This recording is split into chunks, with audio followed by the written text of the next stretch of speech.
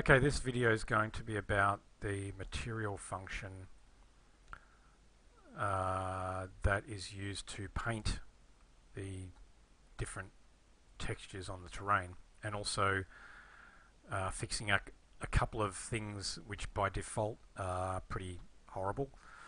Personal opinion, but I think most people find that. So if you've been watching the other videos, which I suggest you do, particularly this one, this World Level Creation Part 1 Basic Terrain video, I mean, watch it all if you haven't done a terrain before, but if you have and you've got a terrain and you're just struggling with getting a material set up and the material functions, then just go to the landscape material chapter and just watch it on from there. It'll give you some of the information, but I'm going to add a couple little bits in here now.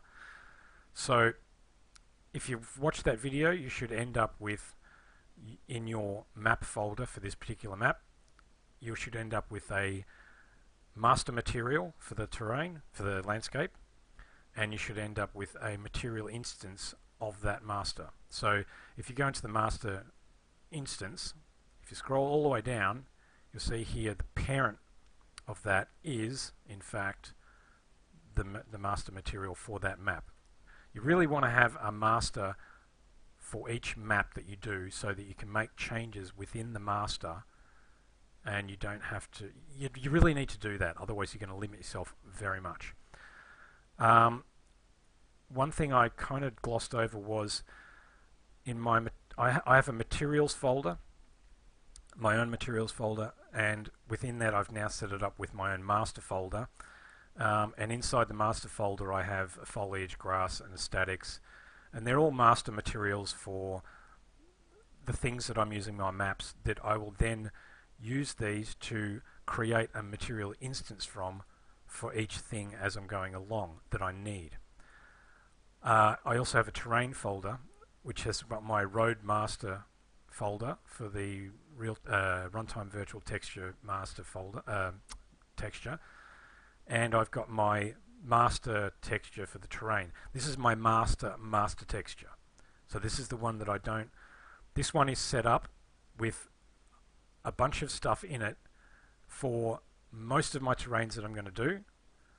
It's got everything set up in it with all of the different material functions linked in that I've made so far, and a bunch of different grass types that I've made so far, and that's my default stuff. In the video I go through modifying it to get rid of unwanted bits and pieces for each map. This map here has only got 4 layers in it, 4 paint layers: grass, forest, sand and rock. Again, I go through that for this map in the video, so watch that. What I didn't also say was I also have my own materials function folder. So in the master you have your material functions which are all plugged in, and these are all the shaders for each layer plugged into the layer blend. I have my own folder with a library of material functions that I've made. The easiest way to do that, or to get one, is to go into the vanilla content, environments, landscape, grab a landscape master material that is shipped and find the material function, and go to the material function and look up that in the folders, and then find that, make a duplicate of that, and then copy that duplicate into your material function folder. Then go and rename it to whatever you want. That material function you put in here, you can then duplicate as many times as you want and rename for all the different material functions you want to create for your maps, and you'll probably need a few. The only thing you need to do is to go into each one and change the textures, the albedo, the normal and the mask texture. That should be masks, thank you. Mask texture for each of your material functions that you're creating. Okay, so do that, and then once you've got your terrain master for your particular map set up, So here's my terrain master, which is this one. Then, again, having a look at the video, go up to here, adjusting the master material, and I go through, as you can see on the thumbnail, I go through checking all that stuff and getting rid of all the excess bits and pieces that we don't need, and only end up with what we need for this map, for this particular one. Okay, so now I've got my material functions plugged in, and pardon me, I've got my materials functions plugged in, and I can paint via mask or by just painting with the tool, and I'll get all of my textures showing up on the terrain.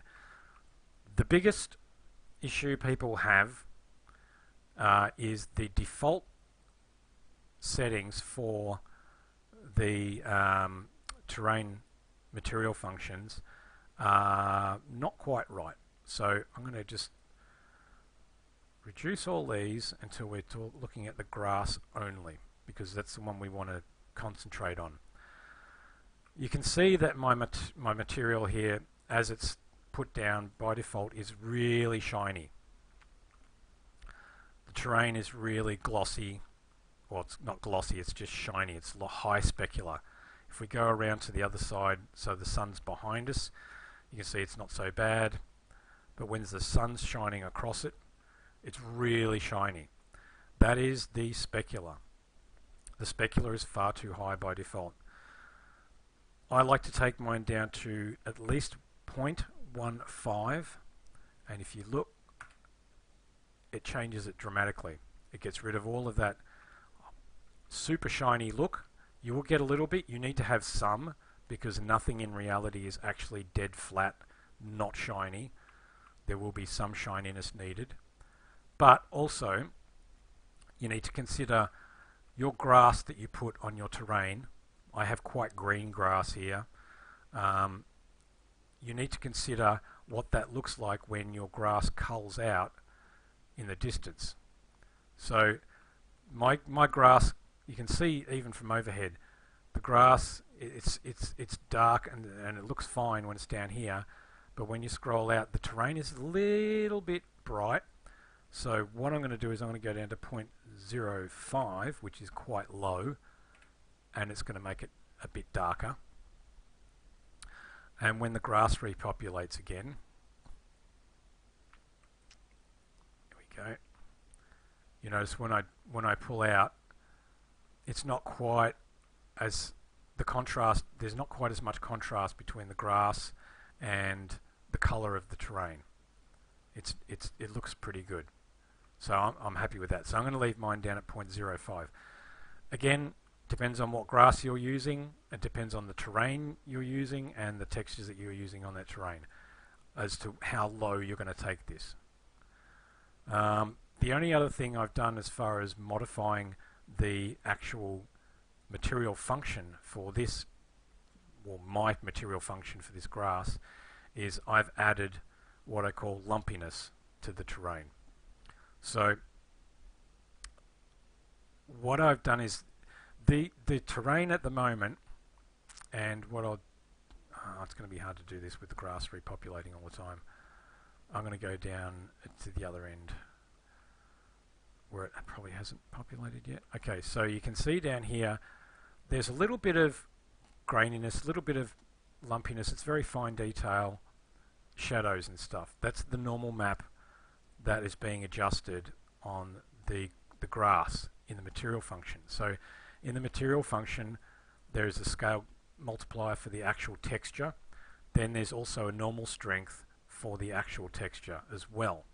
That's what this normal strength and this multiplier are actually doing. So if I go back here, the grass normal strength by default is -1. Now there's not a lot there. If I go to, let's say 1, you'll see that it's really quite smooth. Where's a smoother place? See, there's really no life to it. It's very flat and smooth. If I go back to -2, it adds just that little bit of noise to the grass using the normal of the actual grass texture. Slow down. So you get a nice, you get a bit of breakup. It's not so flat and horrible.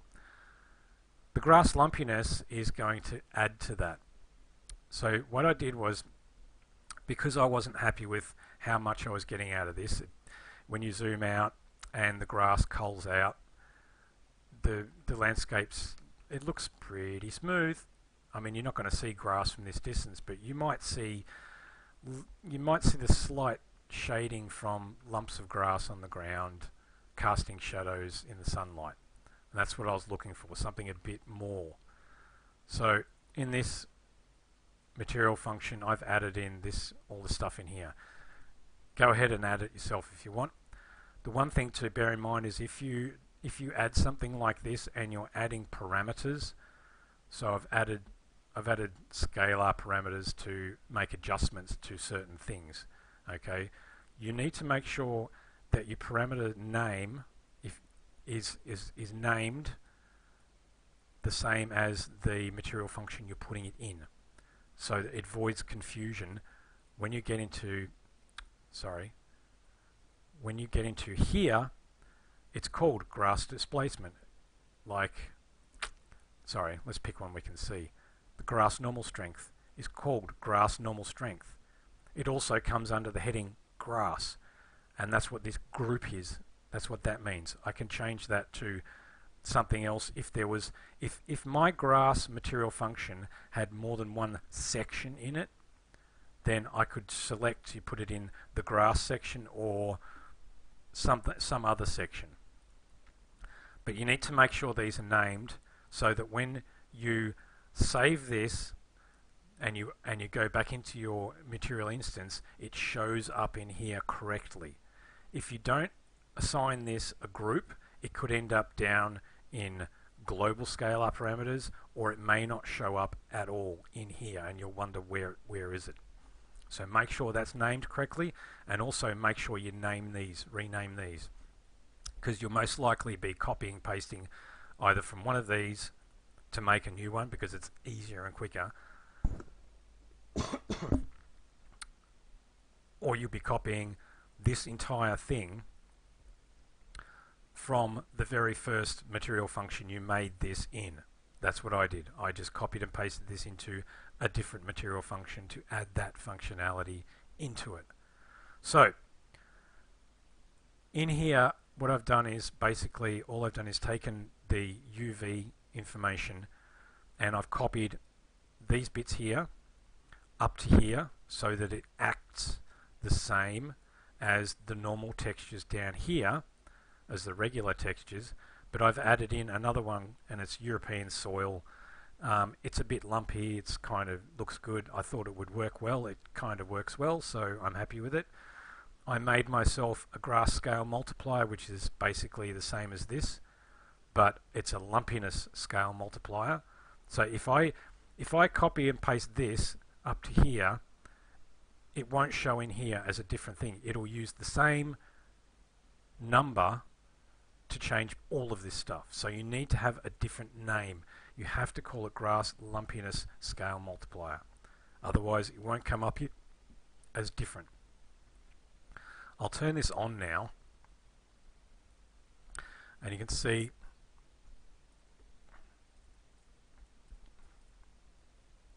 I now have grass lumpiness scale multiplier, which is this one, and I have grass lumpiness normal strength, which is this one.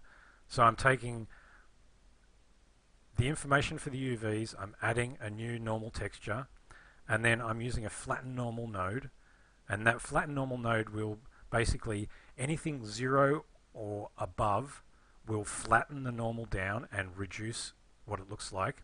Anything below 0 will increase its strength. I'm then blending the two.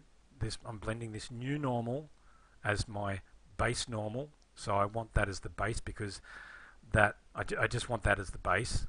You can have them in different orders, and that will make a difference which order you plug these in.